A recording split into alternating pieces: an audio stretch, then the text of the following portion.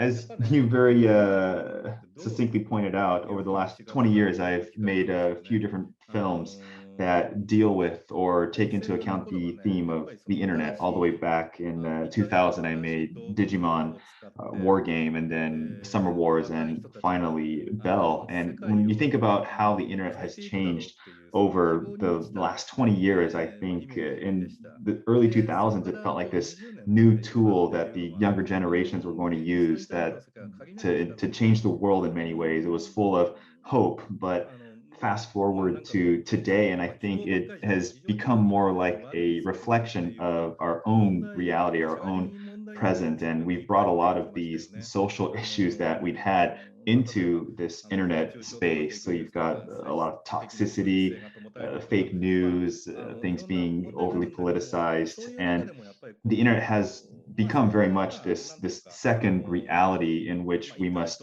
coexist. So, of course, as a lot of these issues began to kind of be brought into the internet world, I thought to myself, well, what kind of movie can I make and take this change to an account, but also kind of put into a much more positive light? And that's how Belle came to be.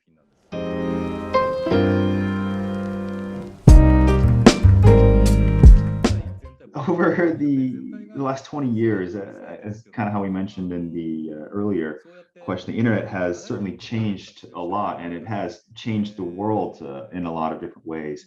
And as a director, I think I'm one of the few people who've been kind of tracking or tracing this evolution of the internet in films. So when I think about how the internet has changed the world, I always wanted it or at least paint it in a way that seemed like it's this space that can give the younger generations hope. And I've always had that throughout every movie that I've made till now. But I think that this theme or idea goes beyond just movies, and in many ways, our society is being tested. Take, for example, the pandemic. I know it's put a lot of stress on us across the globe, but how do we adapt to it, and how do we still try to find it and live through the positive sides of it? And how do the younger generations live through this, especially? And movies, I feel, ultimately have to provoke some kind of thought and perhaps paint a picture of different ways things could be better. That's certainly one role that I feel movies have in our ecosystem of entertainment. So, with that said, I hope that Belle could help perhaps some people or the younger generation navigate this different duality between what they're seeing in the internet and real life.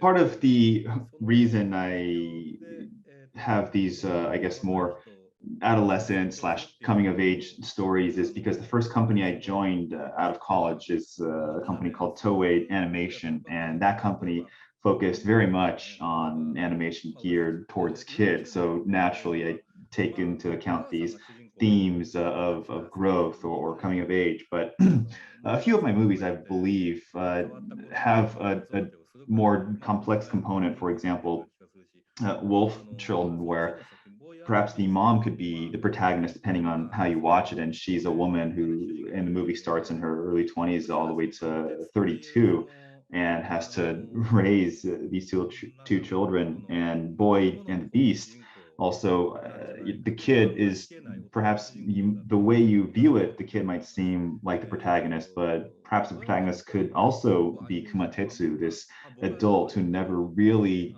fully became an adult in some ways. So animation for me is really has a wide range of expression. And as I continue to work with the medium, I want to try things that haven't really been done before.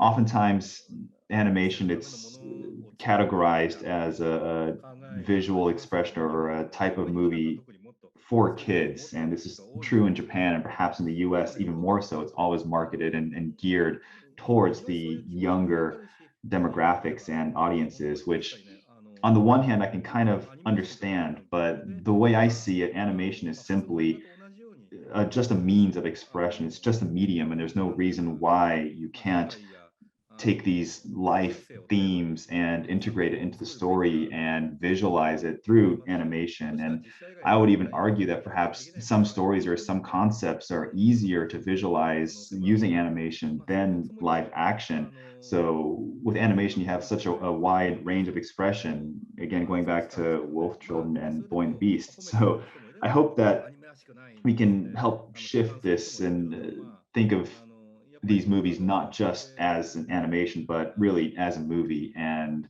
continue to expand its possibilities.